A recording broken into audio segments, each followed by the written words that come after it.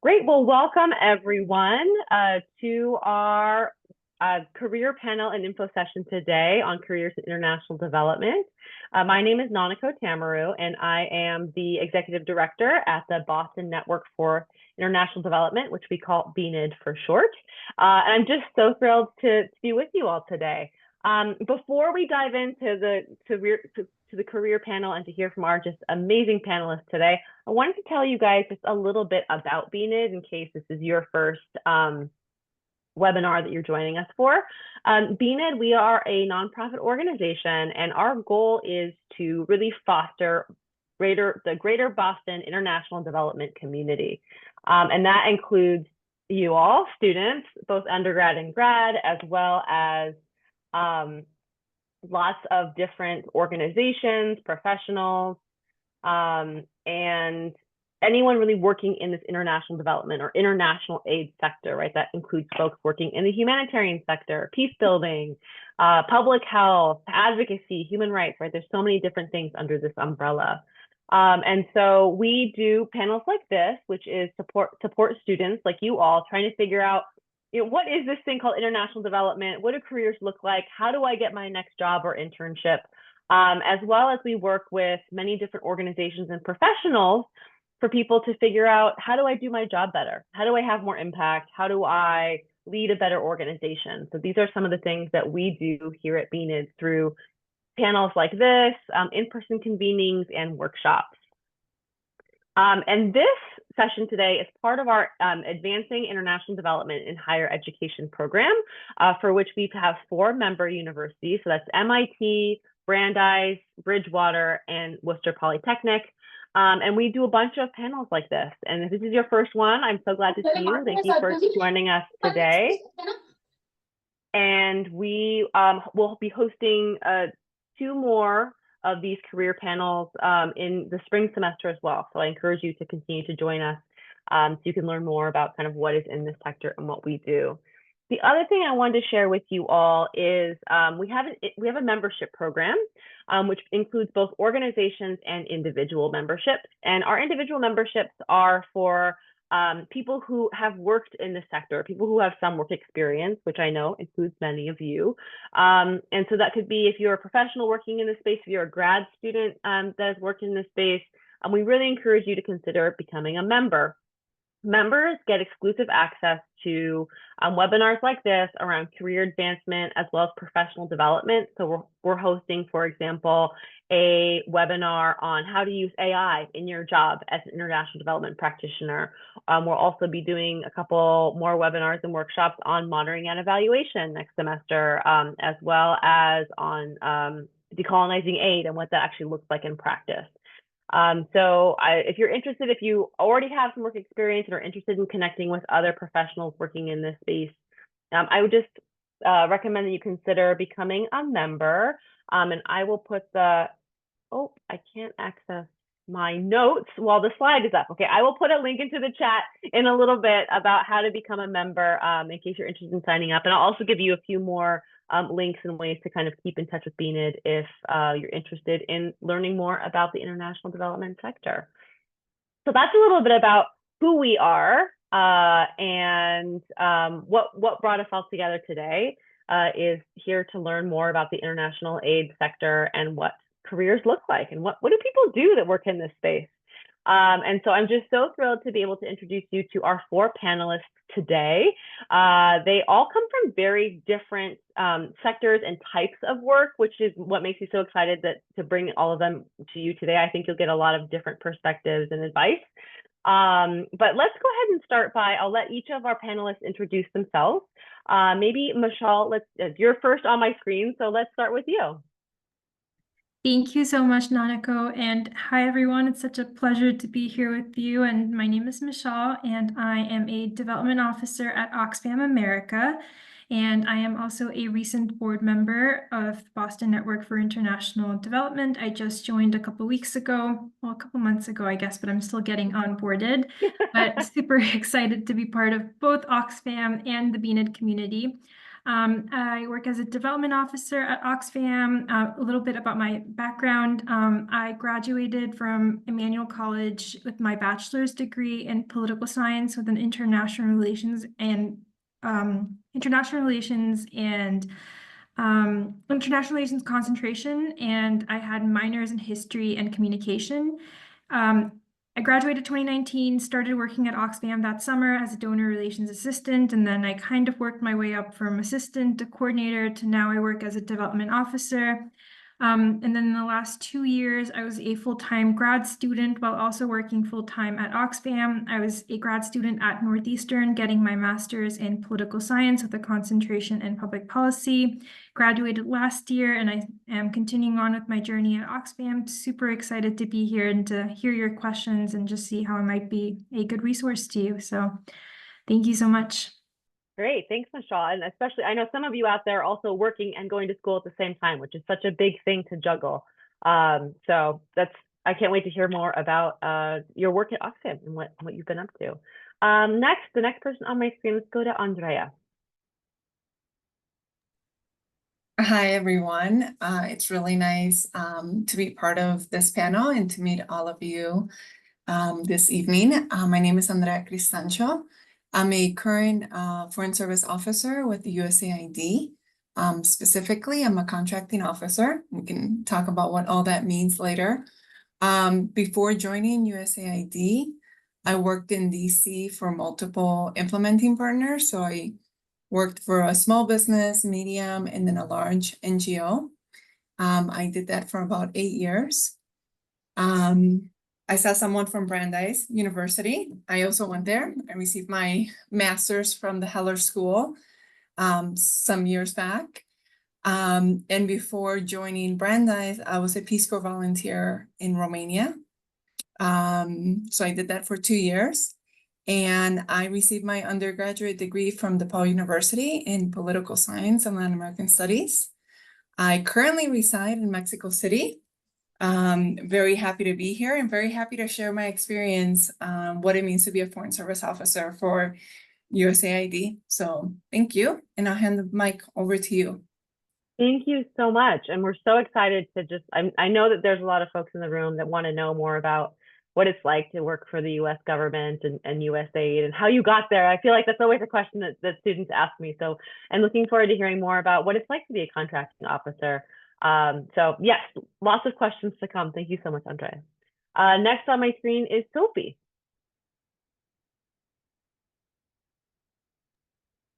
Hi, my name is Sophie Rutenbar, and I am a writer and researcher focusing on international peace and security.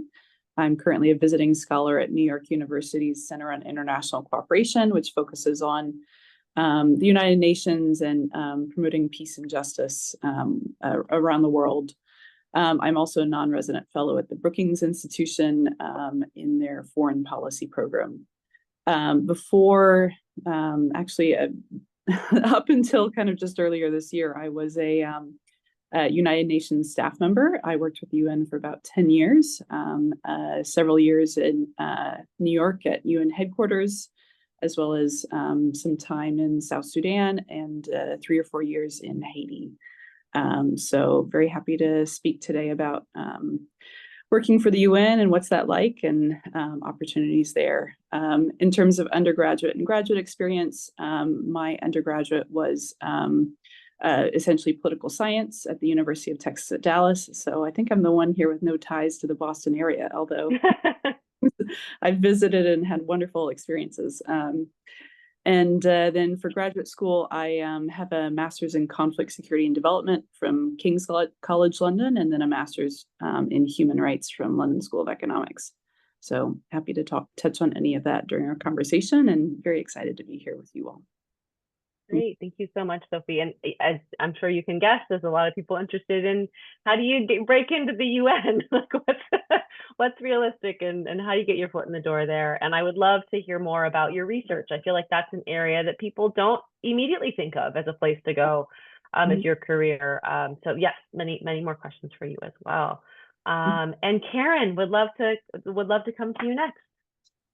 Hi, it's Karen Burke D'Agostino, and I apologize. I am having obviously issues with my camera and lighting, but as a talent acquisition person, that's probably a bad thing. But anyway, We can see you fine.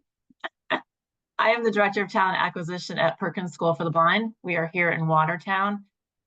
We are a global NGO. We help children with disabilities find their place in the world. Last year alone, we helped 1.2 million children globally. We're in over 97 countries. So our reach is far and wide, but we're not done yet. And so we're really looking to build our impact on a global basis. We do have an international team here in Watertown. The most of the people that are employed by us overseas are contractors and consultants doing our work for us over there. I came to Perkins about 4 years ago after a very long career in executive search, where I worked with emerging growth technology companies, recruiting C-level suite executives, and I spent a lot of time at the venture capital world as well. And I actually started my career as a preschool teacher after I graduated from the University of Connecticut. So who knows where your road's going to take you. I love that. That's so true. You never know where your career will take you. But Karen, we are so excited to have you. I think all of you in the room, like, take note. Like, she's got the inside view. She's Karen. I'm sure you have so much knowledge to share with us about what happens behind the scenes that we don't get to know. You know, you submit, you put your resume in that attached folder, and you hit submit on your application, and then what happens? Where does it go? Yeah, exactly. Where does it go? Who looks at it? Yeah. Yeah, so definitely would love to hear more about that from your perspective as well. So thank you all so much for those introductions. We're so excited to have you with us today. Maybe Sophie, let's start with you. You know, I think, as I said, I don't think a lot of folks really think about research as an area that you can do work in, right? That's something that is just a really, I think, an interesting space and a career that you can have. Maybe you could tell us a little bit more about kind of what is, I'm sure lots of people have heard of the Brookings Institution. Maybe that name rings a bell, but maybe you could tell us a little bit more about, you know, what is the Brookings Institution? What does it mean to be a fellow there? And what does, like, you know, a day in the life of a researcher look like? Yeah. Lots to talk about. So I came into research, I mean, you know, I've done quite a bit of policy work, research work, monitoring and evaluation work over the years. So it was a fairly easy transition. But at the same time, I really kind of consider myself coming from the practitioner side, you know, actually being a staff member for the UN, actually sort of, you know, writing talking points for UN senior leaders, helping implement programs, all that sort of stuff. So for me, I think, you know, my passion really is policy. Like, how do you sort of set the framework for programs to be implemented effectively around the world to improve the lives of people in difficult situations, particularly for me, for people in conflict situations. And so for me, kind of the practice and the research sort of feed each other. And so for my personal journey, it was important to have that practitioner experience, and also kind of be able to sort of reflect on it as a researcher. It's a pretty big field. There are a lot of other paths. I mean, there's certainly the academic route. So people, you know, a PhD is a possibility, and there's certainly, you know, it's become harder and harder to get academic jobs, but there is a really kind of a large number of jobs out there for PhDs with expertise in international development and international peace and security and related fields. You can from there go to work at a think tank. You can go in, there are positions in the US government that are well suited for that.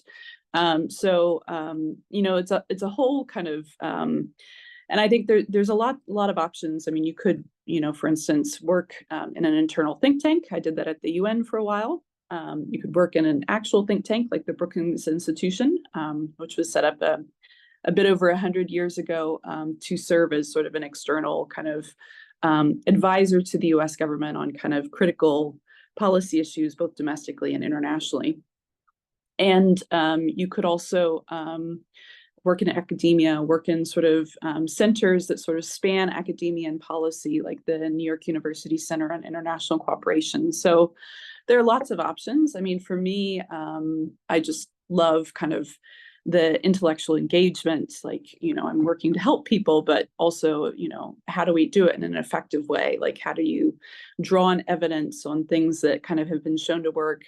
How does that translate between contexts? And what are things that we can do to kind of be more effective, to look at kind of improving for the future? So that's something that's really been fun for me. I guess maybe a little bit about the Brookings institution. So as I mentioned, it is kind of one of the oldest think tanks in Washington, D.C. It has multiple parts to it. I was part of the foreign policy program. There's also a global economy and development program that I think would probably be of a lot of interest to people on this call. And these programs really are meant to kind of take stock of sort of the latest research, try and understand where things are going, and most importantly, issue actionable recommendations to the U.S. government, to other kind of key international actors, to try and improve outcomes in kind of our programmatic areas. So some of the stuff, to make that a little bit more concrete, some of the stuff that I've done is, writing recommendations on the UN in Haiti and how it can be more effective. I have sort of written assessments of armed group dynamics and how they're evolving. I've written guidelines for how to even talk about armed groups. It's a complex area and quite sensitive. So there's all sorts of stuff that you can do within this kind of realm, is essentially what I'm saying. And I'm happy to answer specific questions about parts of it if you're interested. Great. Thank you. Thank you so much. And I think that the point that you hit on, that it's a kind of applied research, right? It's research that helps us to understand, how can we be better peace builders? What does it mean to bring peace, and what are the best practices that we found, or what are the most impactful ways to do our work, and shaping kind of those big conversations that are happening at the UN level, and informing the US government. I mean, those are all really exciting, and cool things that you get to do. Yeah. Let's shift gears a little bit. Mishaal, I'm going to come to you next. So we've talked a little bit about kind of policy, research, and being able to do that kind of advocacy and informing our work. Mishaal, you work in development, and I feel like this is an area that people just don't think of when they think about careers in international development, but it's such an important, especially I've worked mostly in the nonprofit sector, so it's like what we live and breathe. So maybe you could tell us a little bit more about your work as a development officer. Kind of, what does your work entail, and what drew you to this type of work in particular? Sure, and that's such a great question. I think, in total transparency, I stumbled into it. So when I was an undergrad, my senior year of college, I had an internship at Act Blue, and Act Blue is a nonprofit that essentially provides fundraising tools and digital software to Democrats and progressive candidates running for office. So I worked on a number of different campaigns. I responded to emails, and it was just a really interesting time. After that, I applied to jobs, and I happened to apply to Oxfam for an entry-level position as a donor relations assistant. And at the time, that basically entailed answering the phone and responding to emails, processing checks and donations, that really fun stuff that everyone loves to do behind the scenes. And since then, I've grown in my career, and I'm currently a development officer. And what that entails as of now is that I manage relationships on behalf of Oxfam. So my role falls within the resource development division, and it's quite a large division here at Oxfam America. What we're doing is trying to bring in as much funding that we can within the US affiliate, and then that goes across the globe. So Oxfam is an international NGO. We work in about 80 countries collectively. So that's the International Confederation, but then we have about 22 affiliates. For example, there's Oxfam America, Oxfam Canada, Oxfam Australia, and we're all working towards the same 4 goals. So the 4 goals are economic justice, so it's economic and racial justice, women and gender justice, climate justice, and humanitarian disaster work. So those are the 4 focus areas that Oxfam tends to focus on, and that was personally in alignment with what I'm interested in. And when I joined Oxfam, I had just graduated from college. I was supposed to graduate 2020, but I happened to luckily graduate a year early before the pandemic hit. And I think the world as we know it shifted, changed radically. I'm super grateful to be able to work at Oxfam at a time like that when the world was changing and evolving. And I think for me, this was supposed to be my gap year between undergrad to grad school. And I said to myself, okay, I'll take the GRE, I'll take time to apply to X many grad programs. Maybe it's time to leave Boston. Maybe it's time to do this, time to do that. But once the pandemic hit, essentially my gap year extended into 2 gap years. And then I ended up applying to a number of programs, and I got into my top choices. I got into the Heller School at Brandeis. I got into UChicago, Cornell. I applied to Notre Dame, and I also applied for a Fulbright to Belgium.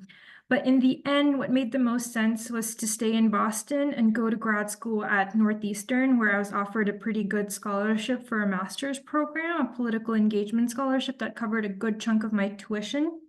So it made sense for me to continue my work at Oxfam, get that professional experience in, and then go to grad school. And I think that was challenging in terms of how I balanced it. But what I did essentially was I worked 8 to 4 p.m. at Oxfam. And then I took all my classes 5 to 9 p.m. and I was full time. And I think I was running around like a headless chicken, scrambling to get like my papers done and to get my assignments done, but also to balance all my responsibilities at Oxfam. So here I am at my 5-year mark, and I don't think I'm leaving anytime soon. I'm super grateful for the opportunities Oxfam has brought for me, and I really enjoy the work that I do. I get to work closely with donors, individual donors, family foundations, and my department at large works with a number of different donors. That includes corporate donors, mass marketing donors, digital donors, just any and all kinds of donors that you could expect at all levels, giving as low as $5 and giving all the way up to maybe $1 million. It really just depends on who the donors are. So I'm a relationship manager. I provide updates to these donors, presentations, giving them the tools and resources that they need to be able to make intentional decisions about why they're giving to Oxfam, what the pressing needs are, just engaging in meaningful discourse, sharing with them what the priorities are. For example, if someone reaches out to me and they say, okay, I have $7 million and I'd like to make a donation, where is the most need? I think that in that regard, I hold a great deal of power in terms of conveying that need to them to say, okay, this is where the needs are at, and this is what the donation would potentially do, and this is how you'd be helping. And I'd be really shifting just the way that their money is put to good use. Typically, as a development officer, what I try to do, or what we conventionally try to do, is push for as much unrestricted donations as possible. What an unrestricted donation entails is that it gives us the flexibility for us as Oxfam to decide where that money goes, as opposed to the number of restricted donation funds that we have. We have a number of funds that are regional focused, humanitarian crisis focused, and it's essential that those are also funded. But with the flexibility of unrestricted donations, we're able to just make the money go where it is needed the most. So I think that I really enjoy being able to engage in discourse, engage in meaningful conversation, and then also to just play a role in helping these programs get funded. And these programs are absolutely essential in just shifting lives and changing narratives. And it's really life-changing work. So I think that's what I really enjoy about my job, although it can be quite stressful. I think that working for an organization like Oxfam, I don't think that there's any time when the world isn't on fire. There's constantly fires, and we're constantly trying to put them out.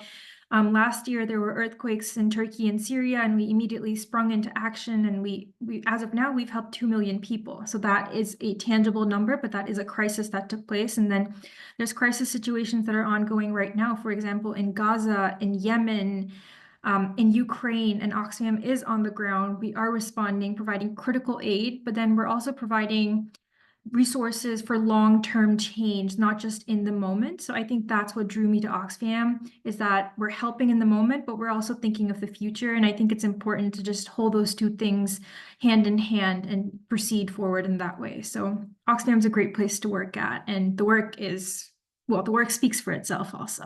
So.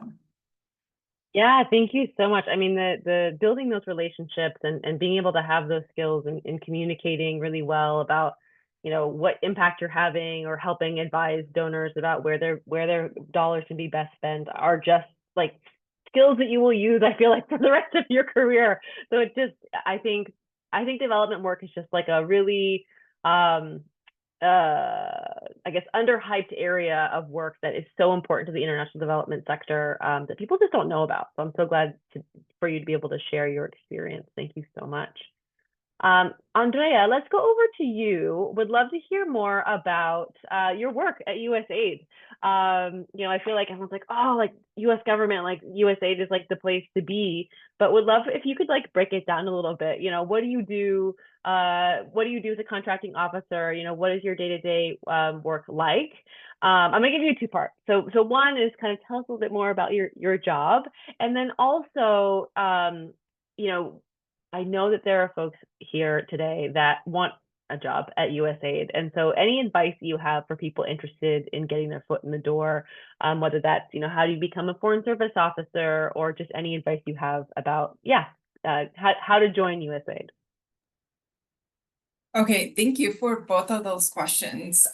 So before I start, I just want to say that, since we have a mixed crowd, like undergrad and grad, I want to just get the point across that no path is the right path. It's just your path, right?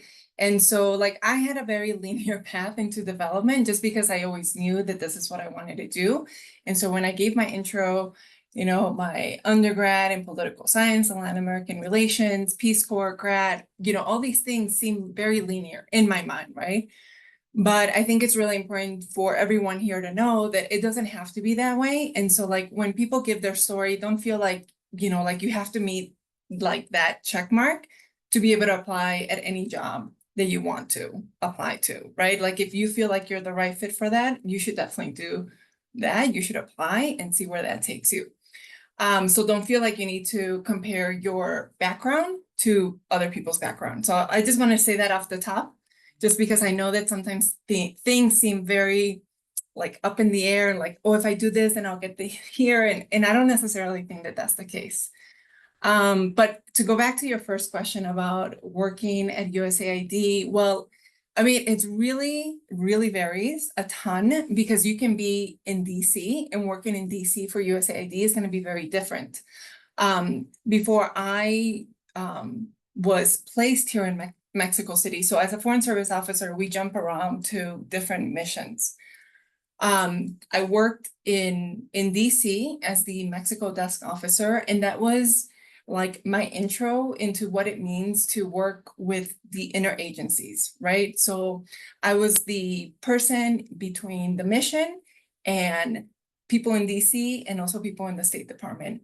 And because Mexico is such an important diplomatic tie to the US, it really like opened my eyes to how we converse with our counterparts in other countries. So for me personally, like that was a very unique experience because everything was different. And, being exposed to what people, and maybe you saw it in the news, maybe you didn't, but like high level economic and dialogues that we have between Mexico, the US and Canada, like that was so new to me. And just like all those processes, because it's a lot of processes when you work for the US government. That just like opened my eyes to something else that I could be doing, like if I wasn't a contracted officer, because you get hired as a specific backstop like I did, but it doesn't mean you have to stay there, right? So there's always a lot of opportunities, and like the more questions you ask, the better it is, because then you're well informed about your options. And so in my current role, I support like technical officers, or the offices, I should say, on like facilitating or managing their own contracts or grants. And at first, like, I know that doesn't sound really exciting, but also you can make the best out of whatever job you have, right? And to me, I take it as a really, really important job, because to be a contracting officer, you have the authority to sign off on behalf of the US government millions of dollars to various organizations. And because the development work that we do in USAID is shifting into providing more opportunities for local organizations who have the capacity to do so, it's like an innovative time for us to understand what capabilities we have under the restrictions that are placed upon us by the various authorities, but also ensuring that the people who are supposed to be receiving the support receive it at the end. So for me, while I might be looking at various contracts, grants, writing solicitations, I also have an opportunity to go out and speak to various small organizations about how they can work with USAID. And so educating organizations on what does it mean to submit a proposal. When I was in the private sector, that's what I did. So I know that very well. And to me, that is a form of empowerment, and that is a form of directly working with implementing partners. I'm sure everyone on this call knows that the majority of the work that USAID does is through contractors. And so, you know, you're not necessarily out working with the implementing partners all the time. You could also be in the office for a significant amount of time. But like I said, like you as individuals in any job, I believe you can shape and create the job that you want to have, right? So as a contracting officer, I feel like I have so many various opportunities to talk to people about how they can work for or with USAID and like break down these very difficult things. Like, I don't know if you guys have ever read a solicitation or any of the authorities that we have, but it's a lot of legality chat. And you're like, what? Like, it's very hard for people to understand. So if I can understand it and translate it into a way that people can comprehend, that makes me very happy. And I truly, really, really enjoy that part of that aspect of my job. But also because I'm a Foreign Service officer, we are here to represent the US government. And so there's also a lot of really great opportunities to attend events. And it can go from like, you're attending an event with a very small organization that works with women in a small town in Mexico, or you can be asked to work an event where a lot of our senators or congressmen and women come to visit Mexico City, right, for various events. So you have, you know, it's such a range of opportunity that you can be exposed to that kind of makes it exciting, right? I mean, of course, a lot of those are things that you must attend and do. But I think with that, it just gives you a greater idea and perspective of how we as a government engage with local governments, right? At the federal, local, municipal, whatever level. And so that's, you know, my day-to-day varies. But at the end of the day, I mean, like contracting officer, like that's my main job.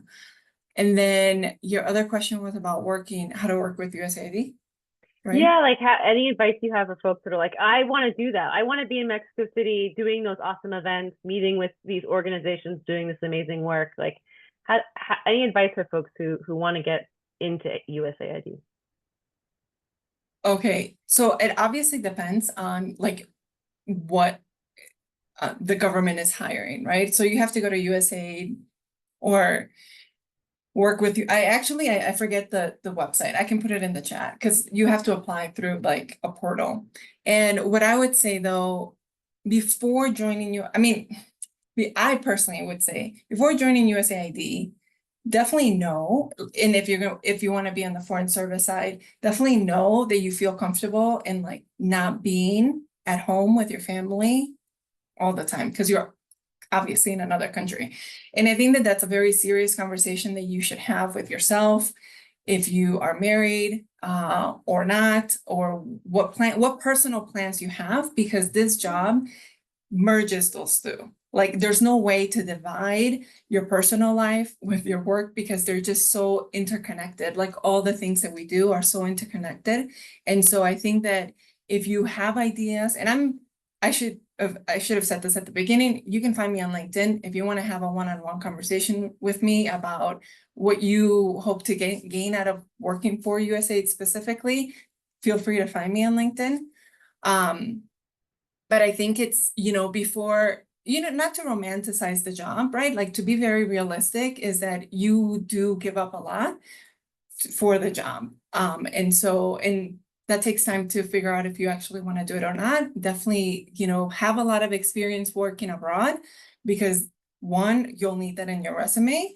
And then two, it's good for you to know if like that's something that you jam with or not, right?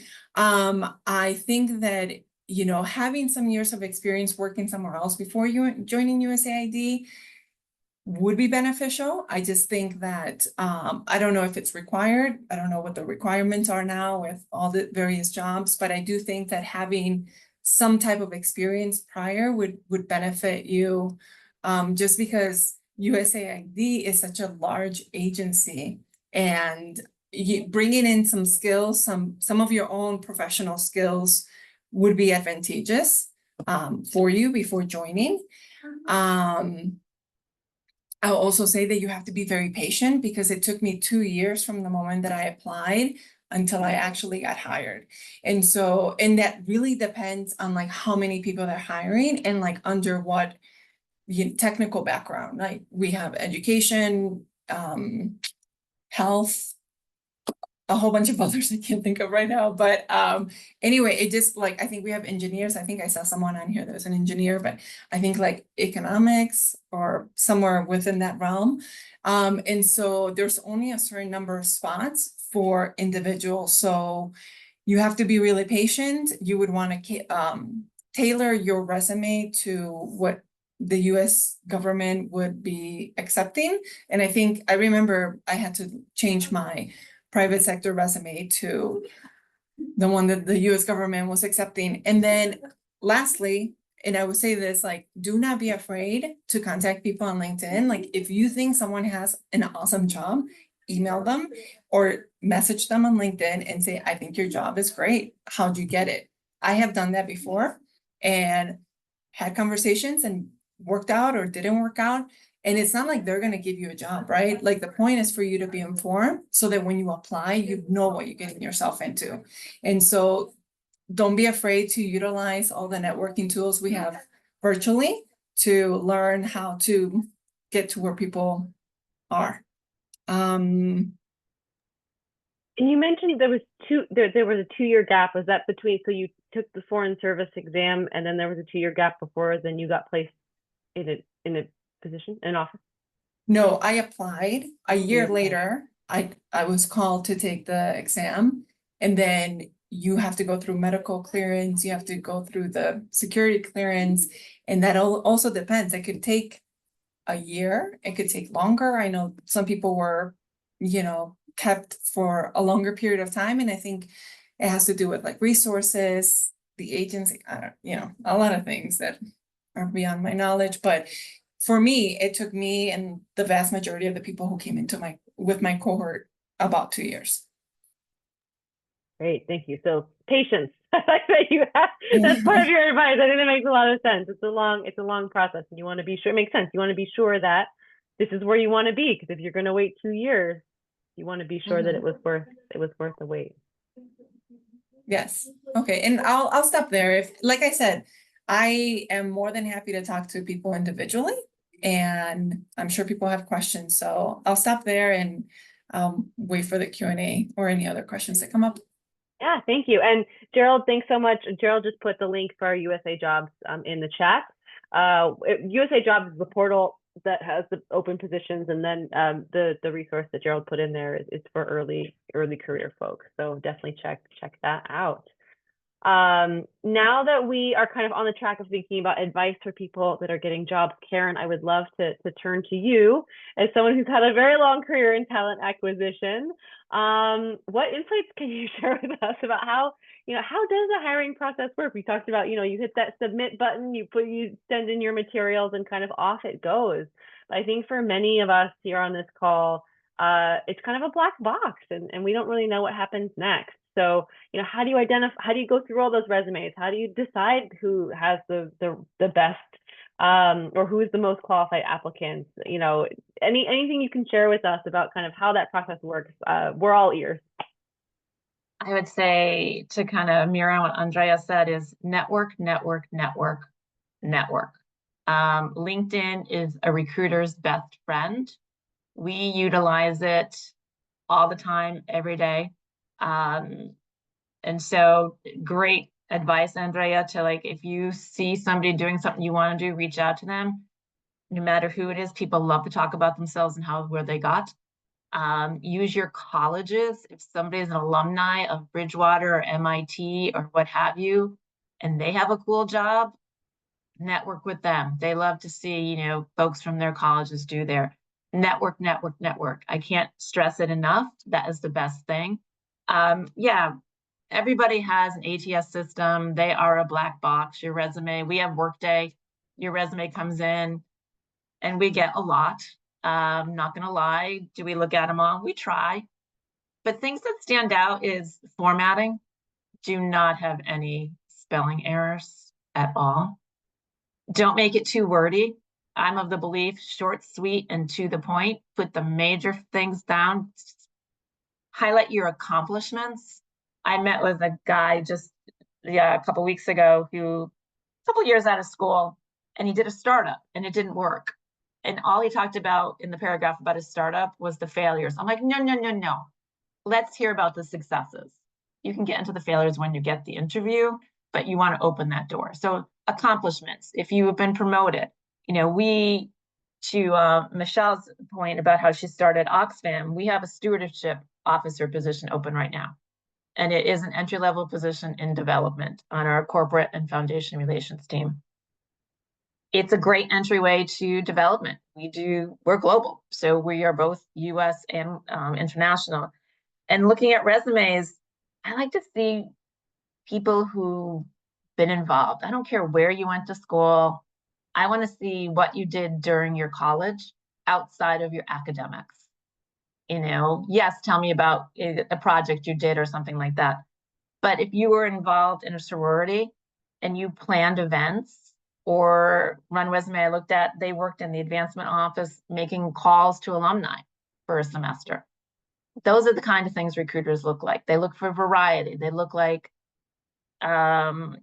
just what makes you a little bit different in your resume that puts you out. We also look at those interests too. You know, people put the interest, because that's also a starting point, a talking point. You might have an interest of traveling the world, or I see somebody's dog as their little face thing, that you love taking in sheltered animals or something. Again, something little that just sets you apart, that somebody's going to say, oh, that's kind of cool. That's interesting. And so the resume is the kind of thing that opens the door. And then on the interview, make sure you have good lighting on your Zoom, first of all. But I think sometimes, because of the world that we live in, technology, we get a little lazy when we do interviews. And I've seen it happen as a recruiter, the stories I could tell you. We had one person interview with a director last week, and she's like, the person's cat kept walking back and forth across my computer. And this is going to be a person who's going to deal with donors. Do you want somebody dealing with donors having a cat walking back and forth across their Zoom? No. I had somebody did it from a bed who wanted to be a recruiter. I quickly said no to that person. So again, be professional. But again, it goes back to the network, and do exploratory interviews too. You know, you have a really cool company, reach out to somebody. I'd love to hear more about your company. I love talking about Perkins. I will talk about it to anybody.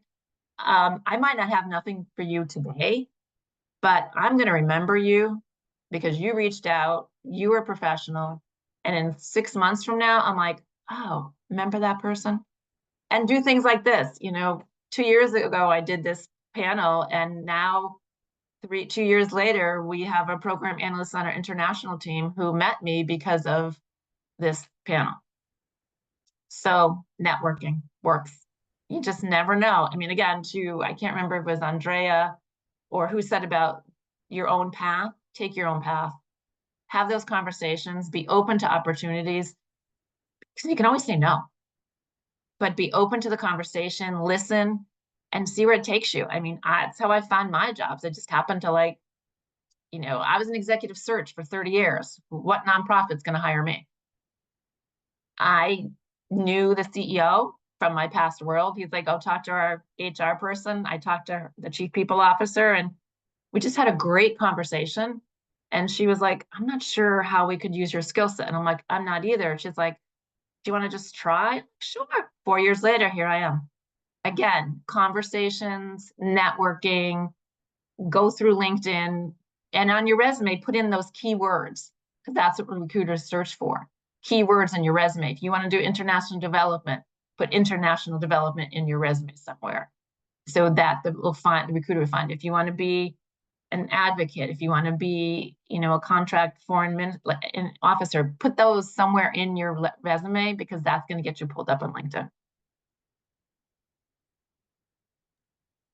And there's some folks in the room that are maybe undergrads or folks who maybe went straight through from undergrad to grad that don't have like a ton of work experience. I hear this from students all the time. Like, I want to have this amazing resume, but I feel like my resume is kind of empty. Like, I don't know what to put in it because I'm trying to get my first job in this field.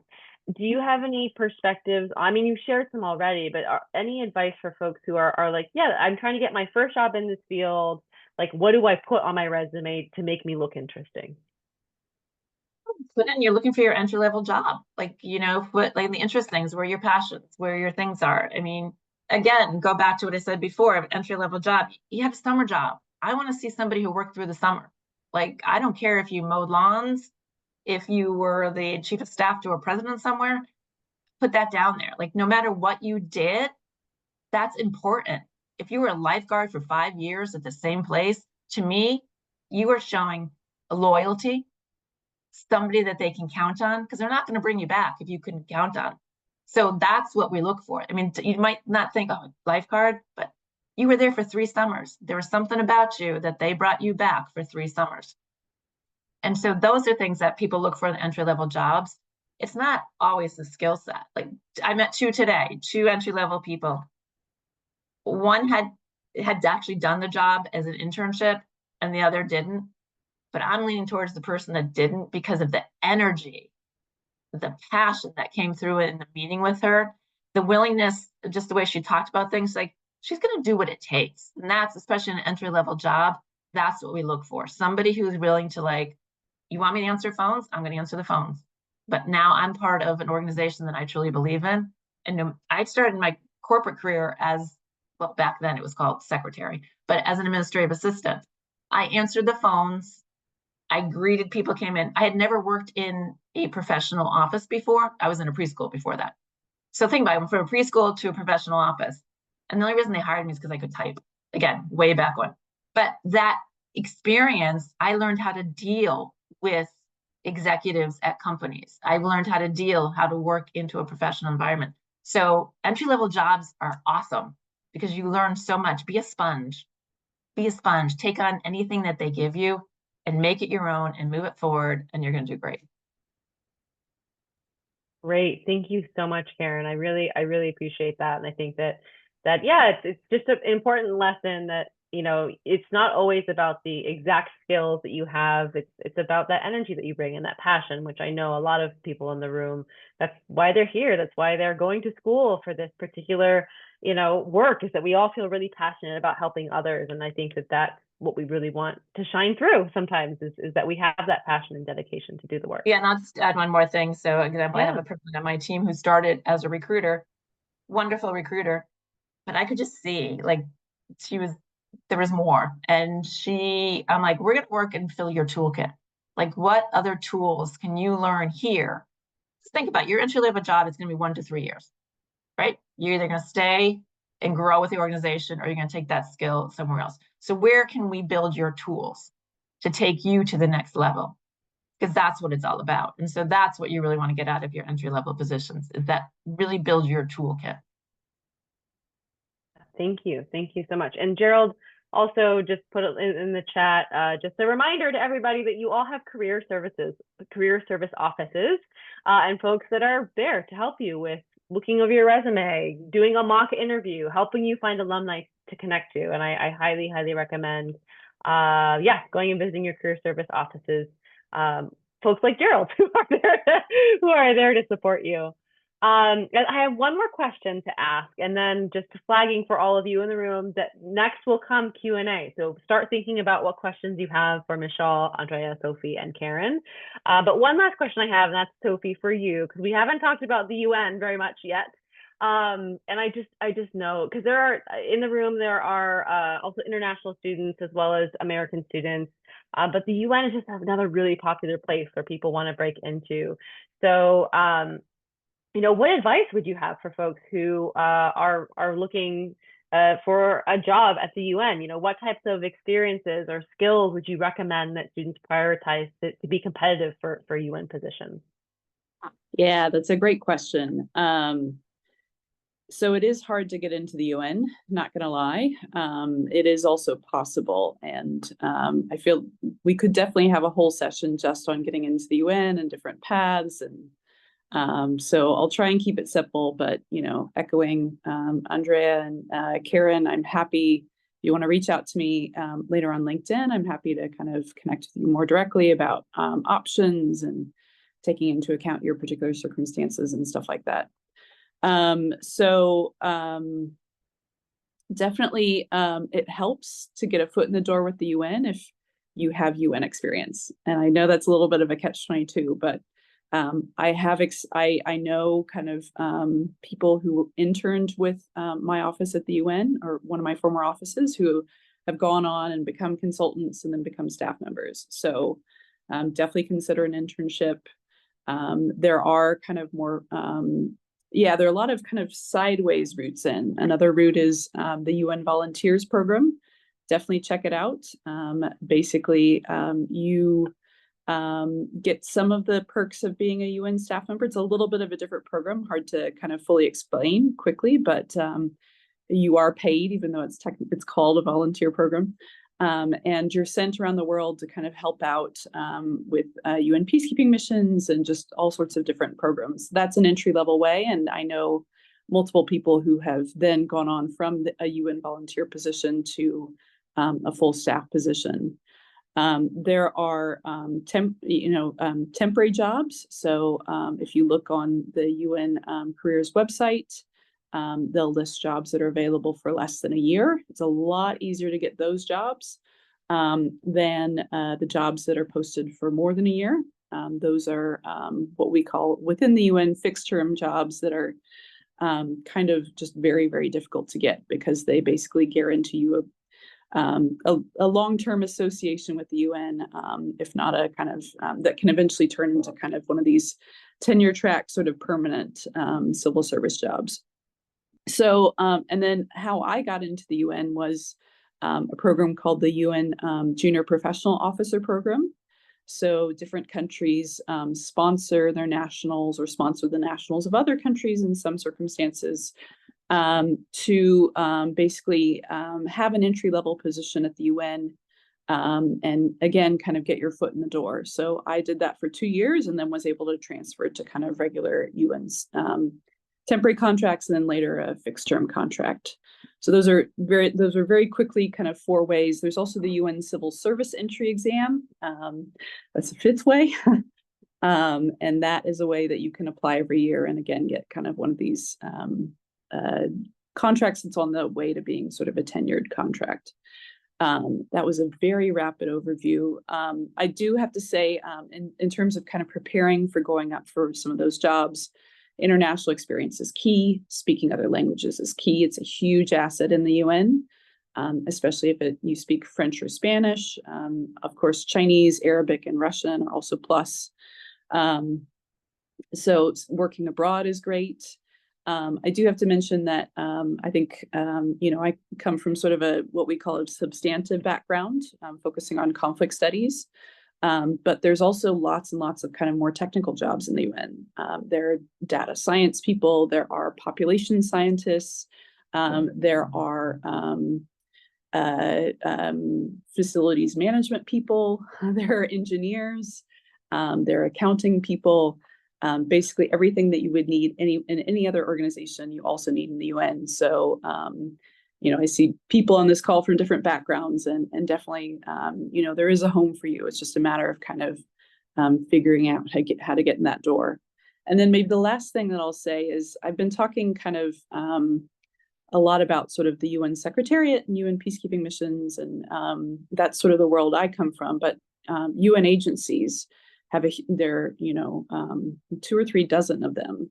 And they work in just some really amazing places around the world doing amazing programming. And they're also a way to get your foot in the door. And, I think Andrea was talking about implementing partners working for an implementing partner, like Oxfam sometimes works with the UN and other NGOs can help you kind of, again, sort of get to know UN programming and then, be another sort of way to sort of enter the network.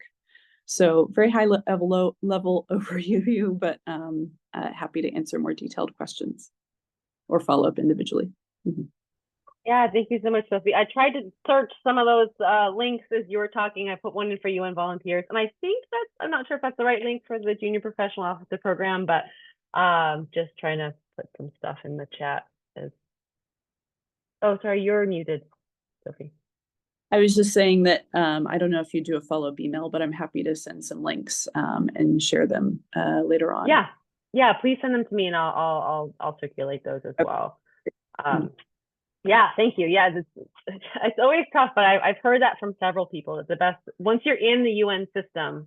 It's easy to then kind of go from mission to mission or different sectors. So, but it's just getting your foot in the door that first time that can be really tricky. So, thank you for sharing some of those potential pathways. We've got a couple questions already that people have put in the chat, so we'll go to those two first. And then I'll open the floor. We have a first question. It says, I'm going to ask you for a follow-up.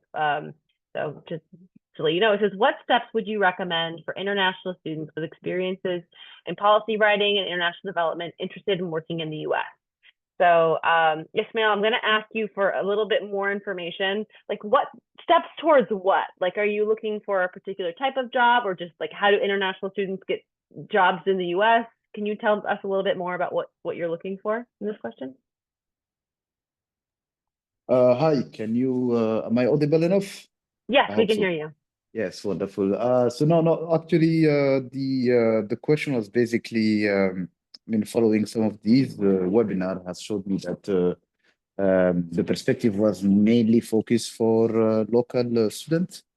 But then I thought about the reason why I asked about what are the steps is like how can we as international students also bring in some expertise from let's say from wherever we are from to US-based organizations that are also doing some development related policies or work, whether on the African continent or in Asia. So what are the steps in terms of how can we secure opportunities, whether they are internship or normal jobs with regards to that field of international development as well. Thank you very much.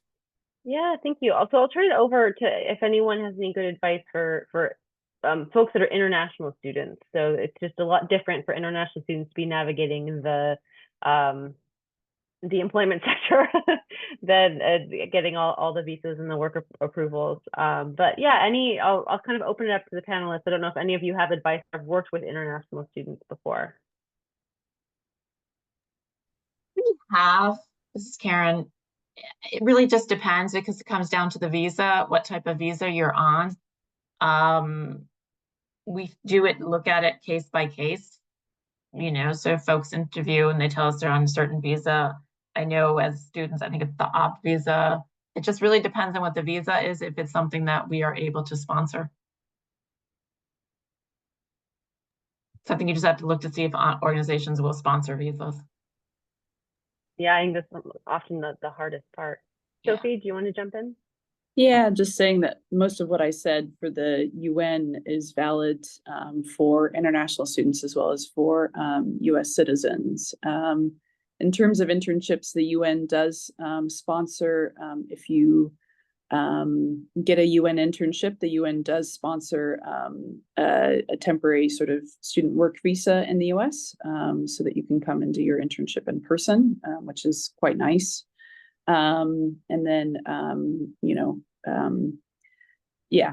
the UN is composed of 193 member states, and each of those member states contributes personnel to the UN. So it's pretty much the same with maybe a few quirks here and there. Yeah, thank you. I'll also say from my own experience, working in the nonprofit sector. I've hired some international students. I think international students that have OPT, it's easy because OPT is super easy. There's really no paperwork on the employer side. And so definitely, if you are an international student, please make sure to take advantage of that OPT, because it's really easy for folks to be able to hire. What comes difficult is what happens after your OPT expires. And that's when a lot of the organizations that I've worked for, nonprofit organizations, are on the smaller side, and they just don't have the kind of legal, the capacity to cover legal expenses to go through the visa process. I think that I know a lot of my colleagues that work at small NGOs really wish that they could, but it's just unfortunately an expense they can't cover. So I think a lot of times the advice that I've heard is that, you know, some of the larger organizations that have larger budgets or in-house councils that can support with visas are often the better place to go for international students, or the UN and other international organizations are often just a better place to look. We have another question from Krithi. Krithi, I'm also going to ask you a follow-up to your question. So Krithi writes in the chat, what advice do you have for someone with some program experience in the international development sector, mostly programs with working with USAID or USG funding, and now looking to move into more technical work? And so Krithi, I'm going to ask you, what do you mean by more technical work? Yeah, so most of my experience is either in education, youth development, or women's empowerment work. So wanting to sort of keep that focus in terms of like topic, but wanting to move into more of the technical side of work, because I have done a lot of program work, and I think I've built a pretty good foundation, and of course still open to continuing to build that foundation, but kind of wanting to move into a role where I'm able to expose myself to more of the sort of nitty-gritty technical side of things, if that helps clarify. Yeah, when you say like the technical nitty-gritty, like, are we talking about program design or research, or just trying to get a sense of what do you mean by technical? Yeah, I think definitely more on the program design side of things. Also interested in more like research-oriented work, especially around, anything related to evidence-based interventions. So yeah, just kind of looking and then looking to explore those options. Great. Andrea, do you want to jump in? Yeah. So from my recollection, when I was in the private sector, I mean, the truth of the matter is that a lot of people who start with any of the implementing partners, like you're going to start as a program manager. You're going to manage a contract, a grant. And my advice to you is tell people what you want. Otherwise, no one's going to know, right? So if you work when I started, I worked for a small business, and there was opportunities to move from program to business development to all these things, right? Like I knew where I wanted to go, but I didn't get hired for the job that I wanted, but I knew that company had those opportunities. So if you're currently in a role that's program management and you want to move into technical, then you should have a conversation with someone in your company that's what you want to do. And then they should be able to tell you, is that going to be an opportunity?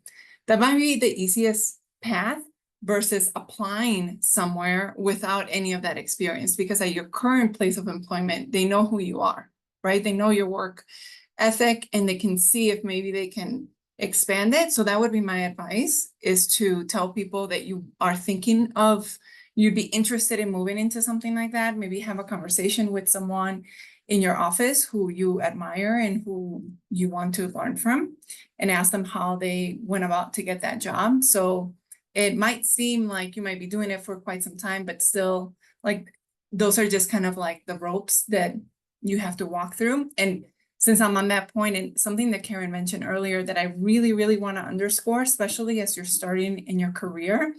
And Karen was saying like, oh, I interviewed 2 people and I think one person's going to be doing the work. Like they're going to be, hey, I'm going to pick up and I'm going to do this, and I'm going to be a great team member for this company or organization.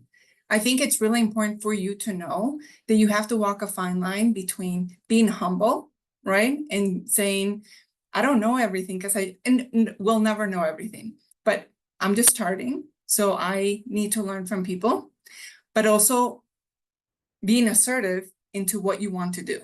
And that's a very, very fine line. And you can rely on your education, the school you went to.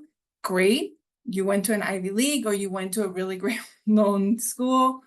It doesn't really matter when you're in the workplace, right? And so I think with your question is, if you want to move out of what you're doing, you have to show people that you're able to do it. So they're gonna have to trust you, but they also need to hear from you that that is what you want to do. And you should never be afraid of telling people that you want to try something new.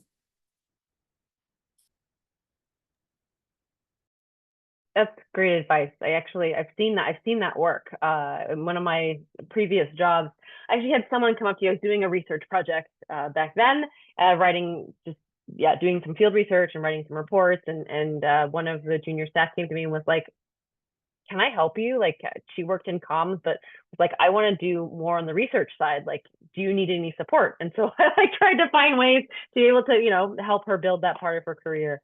I think if you can find champions in your own organization, it's just a great way to start to build those skills in your resume that can then lead to future jobs. We've got a couple more questions in the chat. Let's go to Gerald's question, which is, I'll open this to all of you. How important do you think it is for someone to have an advanced degree in order to pursue a career in international development? And if so, does it matter the type of degree program? I'm happy to speak to that. Sorry, I'm having a Sure. little bit of technical difficulty with my camera. So for the UN, it is pretty important. I mean, not every job requires that. There are, but technically you need sort of several more years of work experience if you don't have an advanced degree. So I would say that you're just upping your chances because you are kind of usually competing with people who have a master's degree. And as for what you want to study, I mean, it just depends on sort of what direction you want to go. I have sort of a substantive degrees that kind of gave me knowledge of kind of different areas where I wanted to work in, but, an MBA or a law degree or, a more technical degree, water engineering degree, all sorts of stuff like that might kind of lead you in a different direction. So that's from my side. Thanks. Yeah, I would just, sorry. if I could just quickly chime in on just like the element, just because I recently applied to grad school, and I think that for me, and I think a lot of students think about the financial implication of this, and I would recommend, especially because if you're inclined towards a career in public service, it's likely that you will not be making crazy amounts of money. You might make enough to sustain yourself, but you're in it for public service and service of humanity. So I think the implications of potentially taking on a lot of student debt, I don't know if that's always the best thing to do. And of course, everyone has an individual situation, but sometimes I think that professional experience can supplement your resume versus having a master's degree. And I do have a master's degree and I do not regret it. And I think that it is the right thing that I needed, and I will need it in my career further along in my journey. But just to do a cost benefit analysis of the programs that you apply to, financial aid, and just a lot of heavy choices that you might have to make. I just wanted to throw that in there because that's something that I've had to think about, and I'm assuming a lot of other people on this call have also had to think about that. Sorry if I had to cut anyone off. No, thanks, Mishaal. That's a really good point. Karen, over to you. No, I was going to say the same thing. It really depends. It depends on the role, it depends on the organization, and depends what you really want. And so to Mishaal's point, I mean, she wants it, and because she knows down the road where she wants to go with her career, and that's what you got to think about. Where do you want to go with your career? Look at the other folks that are in that role today that you want. What's their background? How did they get there? What's their educational background? Because I think that's important too. And hey, look for those organizations like Perkins. We have tuition reimbursement. So look for organizations that will help you pay for it. That's a key thing as well too. Yeah, and Andrea wrote in the chat, for USAID, advanced degree is required to be a foreign service officer, and that some government agencies have programs that can assist you in paying back your student loans. I will also say from the nonprofit sector, I'm seeing a shift. I'm starting to see folks that see job descriptions online that don't require master's degrees. And that's a big shift. It used to be that like any job you wanted required a master's degree or like 10 years of experience. But I'm starting to see a shift that it's less and less listed as a requirement. So I'd just be interested to see kind of how that evolves over time. We have one last question in the chat here. And it says, aside from language skills and job experience, what are some of the skill sets that international development organization recruiters look for? Do you have advice? For getting involved in more volunteer programs? David, I hope I got that right. Yeah, I mean, kind of what we've all talked about is that diversification, like the jack of all trades, communication is key. And again, it depends type of role. If you're going for a role that's very strategic, analytical, like those skill sets that you want to really think about in your resumes too. But a lot of it is, again, it depends on the role. If you're a data researcher, kind of that engaging, outgoing personality that we need for like somebody who's going into development and donor relations is a little bit different. So, and those are things that are put on a resume, and that's where these informational meetings, networking, interviews, be yourself, because that's who you're going to be when you show up on day one at the job, and that's who they want. And so I think it's key just to be yourselves when you interview, because if you end up and you're not, and you end up at that job, you're not going to be happy because it's not the right culture for you, because cultural fit and an organization is so important, and each organization has a different culture. And you got to find where you're most comfortable. And as you go through your career, you're going to have some companies that you liked better than others, and not just because of the work, but just because of the environment and the culture. And that's okay, because you learn. Yeah, definitely. Andrea, please. Yeah, in addition to what Karen just mentioned, if it's really hard to answer that question because there's like so many different skills that you can bring, right?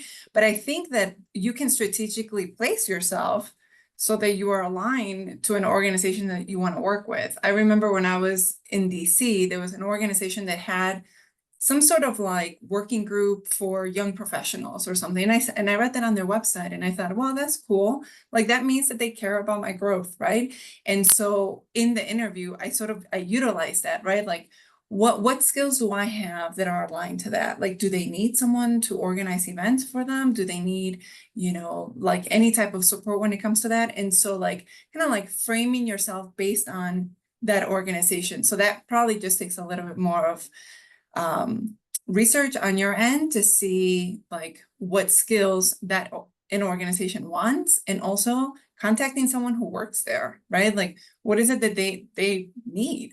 And again, don't be afraid to contact them, but doing research, whatever it is, just like on the internet or like talking to someone, would help you understand what a specific company might be looking for. Yeah, thank you. And Sophie, did you want to jump in? Yeah, just I think great comments from everyone and very helpful feedback. The UN has a whole kind of system of what it calls competencies, and different jobs have different types of competencies that are required, But I think one thing that is valid across maybe not all job groups, but many job groups is communication and teamwork. And having strong kind of, communication skills, like practicing your writing skills, your presentation skills, your kind of ability to kind of exchange in a professional way with colleagues, that's critical. And to kind of function as part of an effective team and be able to kind of cite examples of that, I think that's really critical. So those are pretty fundamental. I think that's maybe not the rocket science type skills you were asking about, but, absolutely essential. I think people were saying that, once you get in the UN, you tend to stay in the UN. That's a lot true, but not universally true. And you know, I think reputation kind of is, you know, this is not a huge field, and you know, being a professional and kind of accountable and, you know, colleague is critical to kind of building a career and maintaining a career. So thanks. Yes, thank you. I love that. That's so important. It seems so basic, but it's so important. And that's a skill you can build anywhere, like in any job. Or as Karen said, you know, whether that's at your sorority or a club that you lead at school or something that you do on the side, I think. And I'll just add one other point is that in the question was about volunteering, and it made me remember that there are many organizations here in the Boston area or just everywhere that are sometimes looking for volunteers, whether that's come volunteer and help us with our event that's coming up, or we need some support, you know, doing some data entry, or other ways that you can volunteer, which goes to Karen's point about networking, that can help you get your foot in the door to be able to meet people and get to know other folks in the sector, as well as add those things to your resume. So these are other ways that, you know, it doesn't mean you're going to, you know, move abroad and like volunteer for 6 months, but it's like a volunteer gig that you do, you know, once a week, you know, in addition to your coursework, or it's an event that happens once a year. So these are just other ways that you can, again, start to get your foot in the door and start to meet more folks. We're actually 4 minutes over. So I just wanted to say thank you so much to our panelists today. Thank you, Mishaal, Andrea, Karen, and Sophie. We just really appreciate you taking the time out of your busy schedules to share your perspectives with us. I know I learned a lot. I always learn a lot at these career panels about how things work in different organizations and industries, and just I'm so thankful for all of you sharing your experience. I'm going to add a couple of things in the chat just so that you guys know. We are collecting feedback. We'd love to know, did you like this panel? Do you want to see more of them? What are different topics or speakers you'd like to see? We will also, if you complete the survey, you'll be entered to win a $15 gift certificate to Dunkin' Donuts. So please complete the survey, a little incentive to get that feedback from you all. I'll also send out an email tomorrow with the links for the recording, as well as ways to stay in touch with BNID, as well as with the survey. So please complete the survey. I'm also just going to put in one other thing into the chat, and that's our BNID newsletter. We send out a newsletter every other week that's just for what's happening in the Boston area. That could be jobs and internships. Definitely internships are going to start popping up on our job board. Events that are happening, talks you might want to go to, cool organizations that are doing awesome stuff in the Boston area. So that's just a great way to stay in touch with BNID, and again, ways to grow your network. So again, thank you so much to our panelists. Thank you all to the students who have joined us, and hope to see you again soon. Thank you so much.